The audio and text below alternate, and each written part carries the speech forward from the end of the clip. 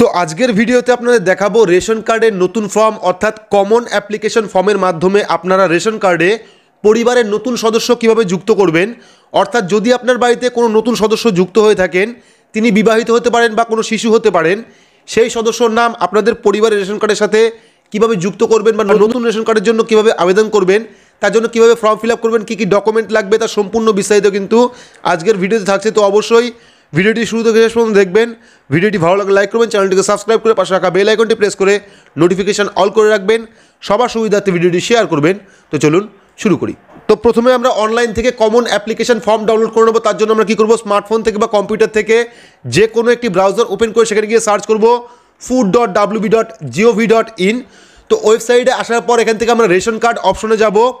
Ration card অপশনে যাওয়ার পর এখানে অ্যাপ্লাই অফলাইন যে অপশনটা সেখানে ক্লিক করব। ক্লিক করার পর কিন্তু আমার সামনে রেশন কার্ডের টোটাল ফর্ম চলে আসবে।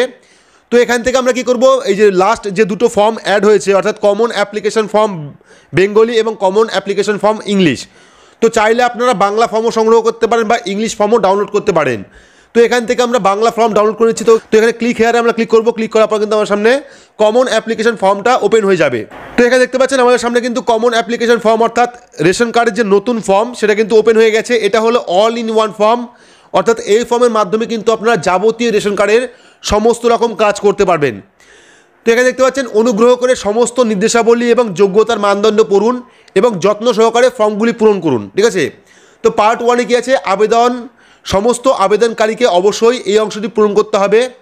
তো এখানে এখানে আপনার নাম লিখে দেবেন, অর্থাৎ যিনি আবেদন করছেন তার নাম লিখে দেবেন বা পরিবারের সদস্যর প্রধানের নাম লিখে দেবেন। লিখে দেওয়ার পর পরিষেবা সংখ্যা। তো যেহেতু আমরা নতুন রেশন কার্ডের জন্য আবেদন করব, সেক্ষেত্রে আমরা কি করব, এখানে 2 নম্বর যে অপশনটা অর্থাৎ এনএফএসএ আরকেএসওয়াই এর অধীনে বিদ্যমান পরিবারে বাম পরিবারের সদস্যদের অন্তর্ভুক্ত করা, অর্থাৎ নতুন রেশন কার্ড করার জন্য কিন্তু আমাদের 2 নম্বর যে অপশনটা সেটা কিন্তু টিক করতে হবে। তো আমরা এখানে টিক করে দেবো। টিক করে দেওয়ার পর এখানে যদি আরও কোনো সংশোধন করতে চান সেক্ষেত্রে করতে পারেন। যেহেতু আমরা শুধুমাত্র নতুন রেশন কার্ড করব, সেক্ষেত্রে 2 নম্বর যে অপশনটা সেটাই শুধুমাত্র সিলেক্ট করব। তো সিলেক্ট করার পর আমরা কী করব, আমরা নিচের দিকে চলে আসবো। নিচের দিকে চলে আসতে দেখতে পাবেন পার্ট 2তে কী আছে, বিদ্যমান ডিজিটাল রেশন কার্ডধারীদের আধার বিবরণ বাধ্যতামূলক। অর্থাৎ যদি আপনি নতুন রেশন কার্ডের জন্য আবেদন করতে যান, সেটা আপনার বাড়ির নতুন শিশু হতে পারে বা বিবাহিত কোনো মহিলা হতে পারে, সেক্ষেত্রে কিন্তু পার্ট 2তে আপনাদের পরিবারের যতজনের ডিজিটাল রেশন কার্ড বর্তমান আছে তাদের প্রত্যেকেরই কিন্তু ডিটেলস দিতে হবে। তো এখানে দেখুন সদস্য সংখ্যা 1 2 3 4 সিরিয়াল নাম্বার, অর্থাৎ আপনার বাড়িতে যদি 4 জন সদস্য থাকে, অর্থাৎ 4 জন সদস্যরই ডিজিটাল রেশন কার্ড আছে, সেক্ষেত্রে কিন্তু 4 জনেরই ডিটেলস দিতে হবে। যদি 4 জনের জায়গায় 5 জন 6 জন হয়, সেক্ষেত্রে কিন্তু এই ফর্মটি পুনরায় ডাউনলোড করে আপনাদের এর সাথে অ্যাটাচ করতে হবে। তো এখানে আমরা প্রথমে কী দেবো, শারীরিক প্রতিবন্ধী হলে টিক দিন। যদি আপনার পরিবারে কেউ শারীরিক প্রতিবন্ধী থাকে, অর্থাৎ ডিজিটাল কার্ডধারীদের যদি তার মধ্যে কোনো এক ব্যক্তি প্রতিবন্ধী হয়ে থাকে, সেক্ষেত্রে টিক করতে পারেন অথবা ছেড়ে দিতে পারেন। তো দেওয়ার পর ডিজিটাল রেশন কার্ডের নাম্বার। তো এখানে আপনার পরিবারে যাদের যাদের রেশন কার্ড আছে অর্থাৎ ডিজিটাল রেশন কার্ড আছে, তাদের প্রত্যেকেরই কিন্তু এক এক করে ডিজিটাল রেশন কার্ড নাম্বার দিয়ে দেবেন। অর্থাৎ বাড়ির পুরো সদস্যর যতজনের নামে ডিজিটাল রেশন কার্ড আছে প্রত্যেক সদস্যর নাম কিন্তু লিখতে হবে।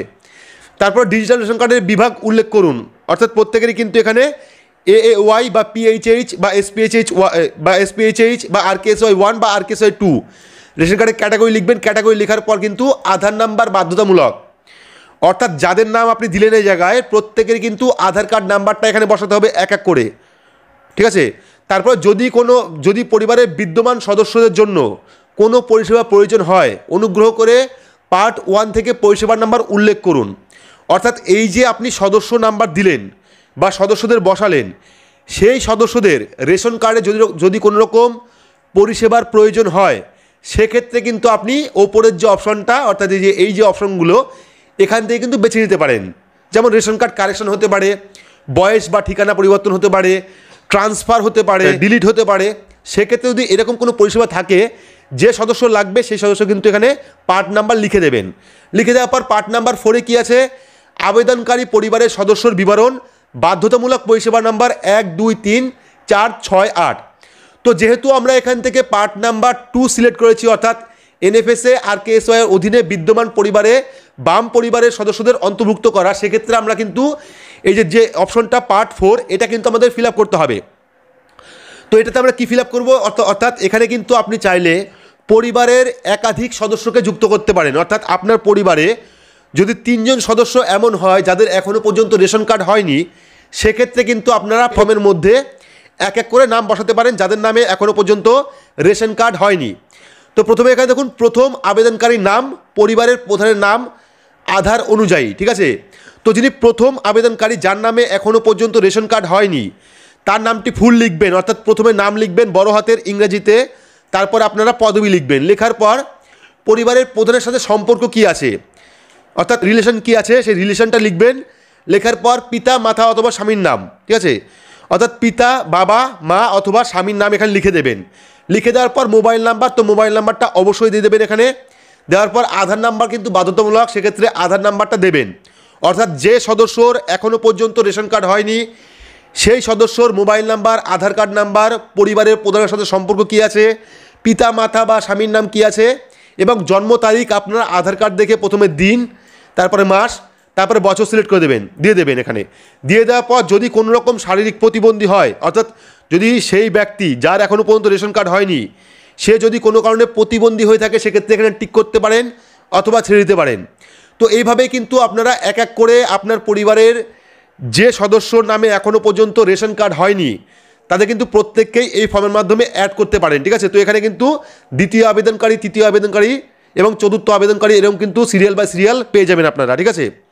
তো তারপরে কী আছে, পার্ট নাম্বার 5, বর্তমান ঠিকানার বিবরণ, বাধ্যতামূলক পরিষেবা নাম্বার 1 2 3 4 6 8। যেহেতু আমরা পার্ট নাম্বার 2 সিলেক্ট করেছি, সেক্ষেত্রে কিন্তু আমাদের এই পার্ট নাম্বার 5ও ফিল আপ করতে হবে। তো পার্ট নাম্বার 5-এ কী আছে, জেলা, অর্থাৎ বর্তমানে আপনি কোন জেলায় থাকছেন সেই জেলার নাম দেবেন। জেলার নাম দেওয়ার পর মহকুমার নাম, তারপরে ব্লক বা মিউনিসিপ্যালিটি বা কর্পোরেশন নাম, তারপরে গ্রাম পঞ্চায়েত বা ওয়ার্ড নাম্বার দেবেন। দেওয়ার পর গ্রামের নাম, শুধুমাত্র গ্রামের নাম লিখবেন।